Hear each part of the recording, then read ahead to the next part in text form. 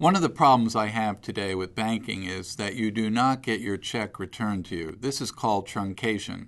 I personally always insist that my bank provide the canceled check to me so that I can look at each check and make sure I wrote that check, that's my signature on the check, that it was properly endorsed. In many cases, the bank doesn't give you the check back. So let's say, for example, you wrote the IRS a check for $2,500 and I stole it out of the mailbox. Unfortunately, about 98% of people who write the IRS a check write IRS. I would take that I, make it an M, and it would become Mrs. Frank Abagnale.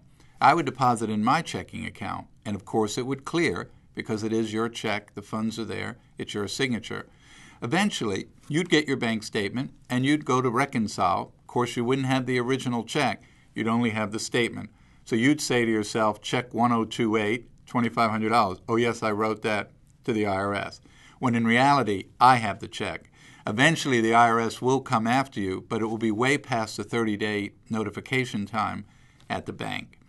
So what I recommend to small businesses of any kind is that the owners should have the bank statement mailed directly to their home so that they can open it and hopefully go through checks if they're getting their checks returned to them, and if not, to at least look at the bank statement and make sure that they can account for every check that's been written. And if there is a question, they can go back to their bookkeeper and question them about that check.